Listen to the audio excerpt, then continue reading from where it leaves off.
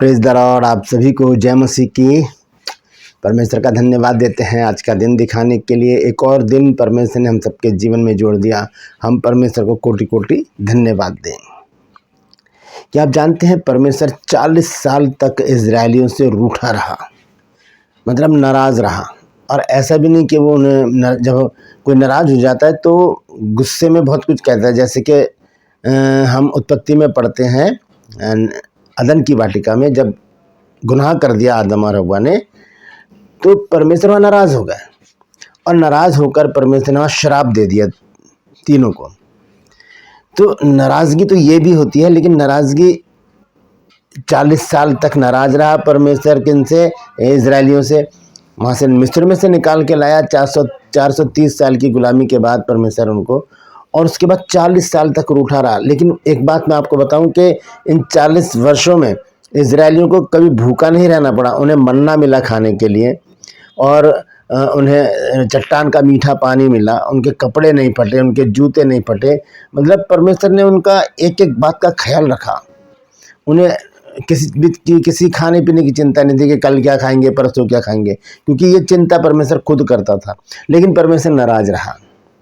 ऐसी परिस्थिति में हमारे साथ भी हो सकता है कि हम अच्छा खा रहे हैं, अच्छा पी रहे हैं, अच्छा पहन रहे हैं, अच्छी ज़िंदगी है हमारी, तो क्या कहीं परमेश्वर हमसे भी तो नाराज नहीं है? ये बात तो सोचने की है। तो नहमीया की पुस्तक में इस बारे में खुलकर बताया गया कि इजरायलियों के साथ परमेश्वर ने नाराज होने के बावजूद भी कैसा व्यवहार किया।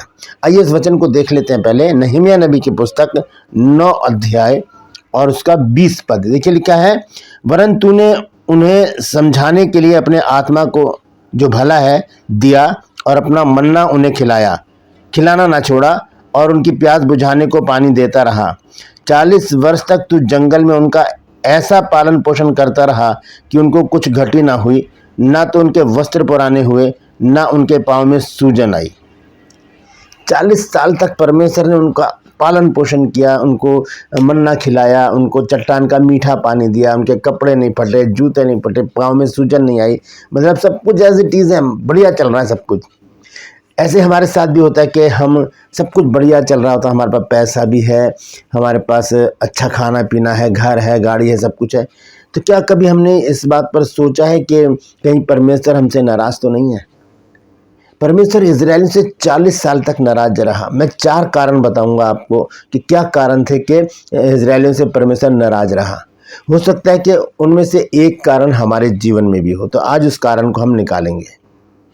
मैं पास्टर राजमैसी आपके सम्मुख उपस्थित हूँ आज के इस नए संदेश के साथ, और आपसे निवेदन करता हूँ, यदि अभी तक आपने मेरे इस चैनल को सब्सक्राइब नहीं किया तो अभी सब्सक्राइब कर लीजिए, बेल आइकन को दबाइए ताकि नोटिफिकेशन आपके पास पहुंचे। नया वीडियो, नई जानकारी बिना व्यवधान, बिना रुकावट आपके पास पहुंच जाए। मेरे वीडियोस को लाइक करें, शेयर करें, और कमेंट्स बॉक्स में आकर मुझसे ज़रूर बातचीत करें। 2+ में आज का सवाल है कि परमेश्वर ने अपना इकलौता पुत्र क्यों दे दिया? क्या वजह थी ऐसी? जानते हैं तो कमेंट्स में लिख दीजिए, नहीं तो डिस्क्रिप्शन में आपको इस सवाल का जवाब मिल जाएगा। आइए एक प्रार्थना करते हैं, फिर आज के एक बेहतरीन वचन में हम चलेंगे। प्रभु जी, मैं धन्यवाद देता हूँ आज की सुबह दिखाने के लिए, और विनती करता हूँ प्रभु आज के वचन को भी शेयर करने मेरी मदद सहायता कर। मेरे होठों को, मेरे दिल दिमाग को छूकर ब्लेस कर। मेरी आत्मा, मेरा शरीर तेरे ही कब्जे में रहे, ताकि बोलने वाला मनुष्य नहीं बल्कि तेरा आत्मा हो। जो भी गुण भेद की बातें आज के वचन में छिपी हैं प्रभु, वो हम पे प्रकट करना। हम सबको आशीषित कर प्रभु जी, कमी घटियाँ दूर कर, ज़रूरतों को पूरा कर, रोग बीमारी चिंता परेशानियां हम सबके जीवन से दूर कर दे प्रभु जी। यीशु नासरी के नाम से मांगते हैं, आमीन। Praise the Lord. तो आइए आज के अद्भुत संदेश को शुरू करेंगे। संदेश है, परमेश्वर इजरायलियों से 40 साल तक क्यों रूठा रहा? क्या वजह थी? 4 कारण मैं आपको बताने जा रहा हूं। इनमें से एक भी कारण अगर हमारे जीवन में है तो आज ही हम उसको अपने जिंदगी से दूर कर दें। तो सबसे पहला कारण है अविश्वास और शिकायत करने का। वो शिकायतें करते रहते थे, शिकायतें ही करते रहते थे, मूसा से कहते थे। आइए उसको देख लेते हैं हम। निर्गमन की पुस्तक उसका 16 अध्याय 2 और 3 आयत देखिए क्या लिखा है वहां पर, किस तरह से ये लोग शिकायतें करते रहे। एक्सोडस चैप्टर 16 वर्स 2 और 3 यहाँ पर देखिए लिखा है, जंगल में इजरायलियों की सारी मंडली मूसा और हारून के विरुद्ध बकझक करने लगी और इजरायली उनसे कहने लगे कि जब हम मिस्र में मांस की हड्डियों के पास बैठकर मनमाना भोजन करते थे, तब यदि हम यहोवा के हाथ से मार डाले भी जाते तो उत्तम वही था। पर तुम हमको इस जंगल में इसलिए निकाल ले आए हो कि इस सारे समाज को भूखों मार डालो। शिकायतें कर रहे हैं। परमेश्वर ने उनको जब निकाल के लाया, गुलामी में बिलख रहे थे, रो रहे थे, है, और ऐसी हालत हो गई थी इनकी कि बेगारी में इनको डाला जा रहा था, इनके साथ इतना काम कराया जा रहा था, टॉर्चर कराया जा रहा था। परमेश्वर से इनका दुख देखा नहीं गया। निर्गमन 3 के साथ में लिखा है कि अब मैं उतर कर आ गया हूँ, मैंने अपनी प्रजा को देखा, इसके आंसुओं को देखा है। परमेश्वर इतना दयालु होकर नीचे उतर कर आ गया और उनको छुड़ाया मूसा और हारून के द्वारा। लेकिन ये क्या कर रहे हैं? शिकायतें कर रहे हैं, विश्वास ही नहीं कर रहे परमेश्वर के ऊपर। तो पहला कारण तो यही है कि इन्होंने विश्वास नहीं किया परमेश्वर के ऊपर और ये शिकायतें ही करते रहे। और एक वचन और है, गिनती की पुस्तक में भी है। देखिए, हम पढ़ेंगे 14 अध्याय और उसका 11 पद। गिनती 14 की 11, नंबर्स चैप्टर 14 वर्स 11। देखिए यहाँ पर क्या लिखा है। तब यहोवा ने मूसा से कहा, वे लोग कब तक मेरा तिरस्कार करते रहेंगे और मेरे सब आश्चर्यकर्म देखने पर भी कब तक मुझ पर विश्वास ना करेंगे। परमेश्वर कितना दुखी है, इतना सब कुछ करने के बाद भी उनको अच्छा खाना दे रहा है, कपड़े दे रहा है, आश्चर्यकर्म कर रहा है उनके जीवन में, तब भी ये लोग क्या कर रहे हैं? विश्वास ही नहीं कर रहे परमेश्वर कह रहे मेरे पर कब तक अविश्वासी बने रहेंगे ये। तो सबसे पहला कारण क्या है? शिकायतें करना और अविश्वास करना। मैंने बहुत से लोगों को कहते सुना है, घर में मैं जाता था प्रार्थना करने तो कहते थे, क्या पास्टर जी दाल रोटी खाने को देता है परमेश्वर तो बस। मैंने कहा सर इतना तो समझिए कि परमेश्वर ने आपको दाल रोटी तो दी है, बहुत से लोगों को दाल रोटी भी नहीं नसीब होती, भूखे मरते, कूड़े में से खाना निकाल के खाते हैं वो लोग। तो हर बात में परमेश्वर को धन्यवाद देना सीखिए। शिकायतें करने से कोई समस्याएं हल नहीं होती। धन्यवाद देंगे, परमेश्वर उससे भी अच्छा काम हमारे जीवन में करेगा। हो सकता है हमारे जीवन में कोई कमी हो इसलिए ऐसा हो रहा है हमारे साथ। और फिर दाल रोटी कोई बुरी चीज नहीं है, बात पेट भरने की है सिर्फ। ये तो जीभ का टेस्ट होता है, दाल है, मांस मछली ये सब खाना, ये जीभ तक होता है बस, उसके बाद पेट में गया और फिर वो मल बन जाता है। तो शिकायतें करना छोड़ें हम। अगर हम कोई शिकायत कर रहे हैं कि हमें तो दिया नहीं परमेश्वर ने, हम तो इतनी प्रार्थनाएं करते हैं, ये शिकायतें करेंगे तो परमेश्वर फिर नाराज हो जाएगा। 40 साल तक नाराज रहा है परमेश्वर इनसे और उसके बाद फिर परमेश्वर ने उनको जंगल में ही नाश कर दिया। तो 40 साल तक नाराजगी सही इन लोगों ने, लेकिन फिर भी सुधरे नहीं। हमारे पास तो अभी भी मौका है, हम सुधर सकते हैं। हम परमेश्वर को रीस ना दिलाएं, हम परमेश्वर को क्रोध ना दिलाएं, ऐसा ना कर दें कि परमेश्वर हमसे भी नाराज हो जाए। दूसरा कारण है मूर्ति पूजा करने का। अब मूर्ति पूजा क्या है? परमेश्वर का वचन हमें बताता है कि परमेश्वर से ज्यादा या परमेश्वर से पहले किसी को भी पहला स्थान देना है, उसी को मूर्ति पूजा कहते हैं। अब ये इन लोगों ने क्या किया, आइए उस वचन को देखते हैं। जब मूसा सीनै पर्वत पर था, 10 आज्ञाओं को लेने के लिए गया था, तब लोगों ने सोने का बछड़ा बनवाकर उसकी पूजा शुरू कर दी। हारून को घेर लिया उन्होंने, लाखों लोग थे, उन्होंने घेर लिया हारून को कि हमारे लिए कुछ कर। तो उन्होंने कहा अपना सोना लिया और हारून ने कहा सोना वोना लेकर आओ अपना, तो उसने एक बछड़ा बना दिया और फिर वहां पर उसके चारों तरफ डांस कर रहे हैं, उसकी पूजा कर रहे हैं। निर्गमन 32 अध्याय उसका 7 और 8 पद देखेंगे क्या लिखा है। Exodus chapter 32 verse 7 and 8। 32 अध्याय की 7 और 8 आए, देखिए क्या लिखा है यहाँ पर। तब यहोवा ने मूसा से कहा, नीचे उतर जा, क्योंकि तेरी प्रजा के लोग जिन्हें तू मिस्र देश से निकाल कर ले आया है सो बिगड़ गए हैं, और जिस मार्ग पर चलने की आज्ञा मैंने उनको दी थी उसको झटपट छोड़कर उन्होंने एक बछड़ा ढाल कर बना लिया है। फिर उसको दंडवत किया और उसके लिए बलिदान भी चढ़ाया, और यह कहा है कि इजरायलियों, तुम्हारा परमेश्वर जो तुम्हें मिस्र देश से छुड़ा लाया है वह यही है। कितना बड़ा गुनाह करा है इन्होंने। वो बछड़े की पूजा कर रहे हैं और कह रहे हैं कि इजराइल से तो हमें ये निकाल के लाया है। अब यहाँ पर परमेश्वर को सेकंड कर दिया इन्होंने। इसी को मूर्ति पूजा कहते हैं, जब परमेश्वर से ज़्यादा किसी को अहमियत दे देना, चाहे वो कोई भी हो, माता हो, पिता हो, भाई हो, बहन हो, बच्चे हो। स्त्री हो पुरुष हो दोस्त हो, किसी को भी, और धन दौलत कोई भी चीज़ हो, किसी को भी हम पहला स्थान देंगे, वहाँ पर हम परमेश्वर को सेकंड कर देंगे। इन्होंने ऐसे ही किया। परमेश्वर कितना दुखी है यहाँ पर कि इनको समझा भाई, गुस्सा आ रहा था परमेश्वर वहाँ पर। ये दूसरा कारण है कि इन्होंने क्या किया कि परमेश्वर ने उनको मूसा को जब तख्ती दी थी, जब मूसा परमेश्वर के साथ था पहाड़े पर सीने पर, नीचे ये बदतमीजियाँ कर रहे थे, इन्होंने हारून को घेर लिया बुरी तरह से। मतलब अब इनके ऊपर कोई बंदिश ही नहीं थी, खुले छूटे हुए हैं और जो मर्जी आया वो कर रहे हैं। परमेश्वर तो नाराज हो गई। 40 साल तक रूठा रहा परमेश्वर इन लोगों से, ये क्योंकि ये बात ही खराब कर रहे थे। पहले तो अविश्वास किया, शिकायतें कर रहे हैं, उसके बाद फिर एक और गुनाह कर डाला इन्होंने, मूर्ति पूजा कर डाली। ये परमेश्वर के सामने बड़ा पाप है, बड़ा पाप है। तीसरा कारण है परमेश्वर की अनाज्ञाकारिता, आज्ञा का पालन ना करना। परमेश्वर ने उन्हें प्रतिज्ञा के देश में जाने को कहा था, लेकिन वे डर गए और आज्ञा नहीं मानी। गिनती 14 अध्याय की 22 और 23 आए। देखिए यहाँ पर क्या लिखा है।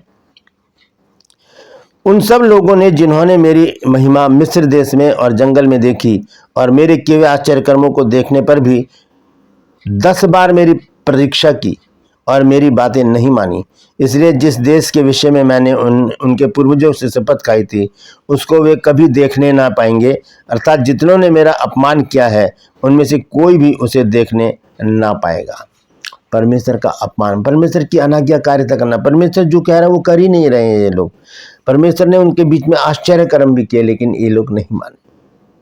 इसलिए परमेश्वर ने कहा कि इस पीढ़ी को मैं जंगल में ही नष्ट कर दूंगा, मैं जंगल में ही नष्ट कर दूंगा। तो ये तीसरा बड़ा कारण है। चौथा और आखिरी बड़ा कारण क्या है? बार बार परमेश्वर की परीक्षा लेना, बार बार परमेश्वर की परीक्षा लेना। लोग बार बार परमेश्वर को परखते और उसका विरोध करते रहे। ये लोग परखते रहे, उसका विरोध करते रहे। क्या किया इन्होंने? आइए देखेंगे भजन संहिता 95 अध्याय उसका 9 और 10 पद। यही बात इब्रानियों 3 की 7 में भी लिखी है, लेकिन वहां पर लिखा है कि परमेश्वर क्रोधित रहा, 40 साल तक क्रोधित रहा, लेकिन वो सही ट्रांसलेशन नहीं है। सही ट्रांसलेशन है रूठा रहा, नाराज रहा।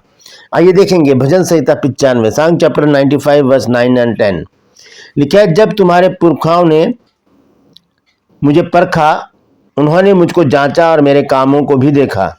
40 वर्ष तक मैं उस पीढ़ी के लोगों से रूठा रहा और मैंने कहा कि ये तो भरमाने वाले मन के हैं और इन्होंने मेरे मार्गों को नहीं पहचाना। इस कारण मैंने क्रोध में आकर शपथ खाई कि ये मेरे विश्राम स्थान में कभी प्रवेश ना करने पाएंगे। 11 पद तक मैंने पढ़ा है भजन संहिता 95 अध्याय 9, 10, 11। तो परमेश्वर इतना क्रोधित हो गया कि उन्होंने कहा ये मेरे विश्राम स्थान में शामिल नहीं होने पाएंगे। इस्राएलियों की समस्या ये नहीं थी कि परमेश्वर शक्तिहीन था, कि उनकी उसके पास ताकत नहीं है, परमेश्वर के पास उसके पास वो शक्ति नहीं है कि उनकी देखभाल कर सके या लगभग 20-25 लाख लोगों को संभाल सके। वो समस्या नहीं थी इनकी, बल्कि ये थी कि लोग अविश्वासी हो गए थे, आज्ञा ना मानने वाले हो गए थे और शिकायत करने वाले हो गए थे। उनके अंदर ये बातें अंदर आ गई, उनके शैतान ने उनके अंदर इन बातों को डाल दिया कि वो परमेश्वर का विरोध करें। वो परमेश्वर के अगेंस्ट खड़े हो गए। उन्होंने मूसा को परेशान किया। मूसा ने उनके लिए बार बार परमेश्वर से माफ़ी मांगी, दंडवत किया, परमेश्वर माफ़ कर दे, माफ़ कर दे। और मूसा के कहने से परमेश्वर उनको माफ़ भी करता रहा, लेकिन 40 साल तक रूठा रहा। 40 साल तक ये लोग जंगल में ही भटकते रहे। दोस्तों, ये बहुत ही गंभीर बात है। इन चारों बातों में से अगर एक बात भी हमारे अंदर है तो आज हम उसको निकालने का प्रयास करें। पहली बात है अविश्वास और शिकायतें करना परमेश्वर से। दूसरी बात है मूर्ति पूजा करना। तीसरी बात है परमेश्वर की अनाज्ञाकारिता करना। चौथी और अंतिम बात है बार बार परमेश्वर की परीक्षा लेना। इन बातों को इजरायली लोग करते रहे। परमेश्वर फिर उनसे रूठा ही रहा, जबकि उनको किसी चीज़ की कमी नहीं थी। हमें भी किसी चीज़ की कमी नहीं होती। हम अच्छा खाते हैं, अच्छा पहनते हैं, अच्छा घर है, हमारे पास गाड़ी मोटर सब कुछ है, पैसा है। तो क्या कभी हमने इस बात को खोजने की कोशिश की है कि कहीं परमेश्वर तू मुझसे नाराज़ तो नहीं है? इसके लिए हमें क्या करना होगा? यीशु मसीह ने कहा कि जब तू प्रार्थना करे तो कोठरी में जा और गुप्त में अपने पिता से प्रार्थना कर, जो गुप्त में देखता है वो तुझे उसका प्रतिफल देगा। हम प्रार्थना करें अकेले में, परमेश्वर से प्रार्थना करके कहें प्रभु बता कहीं मैं गलत तो नहीं हूँ, मेरी जुबान से, विचार से, चाल चलन से कोई गलती तो नहीं हुई है। प्रभु मुझे ऐसा बना दे कि मैं तेरे योग्य बनूँ। मैं इजरायलियों की तरह बनना नहीं चाहता, मैं तेरा बच्चा बनकर, तेरी संतान बनकर रहना चाहती हूँ। प्रभु तू मेरे जीवन को बदल, मेरे विचारों को बदल, मेरी सोच को बदल और मुझे ऐसा बना दे कि मैं सिर्फ और सिर्फ तेरे पीछे चलूं, तेरी आज्ञाकारिता करूं और प्रभु जी मैं कोई शिकायत तुझसे ना करूं। मैं प्रभु तेरी महिमा करता रहूं, मैं किसी भी और चीज की तरफ अपनी दृष्टि को ना लगाऊं, मैं अपनी जिंदगी में पहला स्थान तुझे दूं और प्रभु मैं तेरी महिमा करता रहूं, तेरी महिमा करता रहूं। Praise the Lord. जब ऐसी प्रार्थना हम करेंगे, परमेश्वर इस प्रार्थना को सुनकर उसका जवाब हमें ज़रूर देगा और जिस गड्ढे में हम पड़े हैं उसमें से हमको वो निकाल लेगा। फिर वो हमसे मान जाएगा। हम उसे मनाने का तरीका है प्रार्थनाएं करना। जब हम प्रार्थना करेंगे परमेश्वर हमें झट से गले से लगा लेगा। मुस्र बेटे की तरह, उड़ाऊ पुत्री की तरह वापस आया, उसके पिता ने उसको गले से लगाया। तो आज ही हम उन बातों को जाने। अगर हमारे बीच में भी, हमारे जीवन में भी इन 4 बातों में से कोई बात है, जैसे कि अविश्वास और शिकायत करना, मूर्ति पूजा करना, परमेश्वर की अनाज्ञाकारिता करना और बार बार परमेश्वर की परीक्षा लेना, अगर है तो आज ही उसको निकालने का प्रयास करें। Praise the Lord. परमेश्वर इन वचनों के द्वारा हम सबको आशीष दे। यदि आज आपने कुछ नया सीखा है तो कमेंट्स में ज़रूर लिखिए और इस वचन को शेयर कीजिए ताकि और भी लोग इन बातों को जान सकें। ट्रू पर्स में आज का सवाल है आपको बताना कि परमेश्वर ने अपना इकलौता पुत्र क्यों दे दिया, यीशु मसीह को क्यों दे दिया। जानते हैं तो कमेंट्स में लिख दीजिए, नहीं तो डिस्क्रिप्शन में आपके सवाल का जवाब मिल जाएगा। मैं आपसे निवेदन करता हूं, यदि अभी तक आपने मेरे इस चैनल को सब्सक्राइब नहीं किया तो अभी सब्सक्राइब कर लीजिए, बेल आइकन को दबाइए ताकि नोटिफिकेशन आपके पास पहुंचे। नया वीडियो, नई जानकारी बिना व्यवधान, बिना रुकावट आपके पास पहुंच जाए। मेरे वीडियोस को लाइक कीजिए और शेयर कीजिए और कमेंट्स बॉक्स में आकर मुझसे ज़रूर बातचीत कीजिए। Praise the Lord. आज के लिए बस इतना ही। फिर मिलूंगा एक नए संदेश के साथ, एक नया वीडियो लेकर। तब तक के लिए मुझे इजाज़त दीजिए, लेकिन अपना और अपनों का ख्याल रखिए और परमेश्वर को रूठने मत दीजिए, उससे लिपट जाइए। कहिए प्रभु मैं तुझसे प्रेम रखता हूँ। Praise the Lord.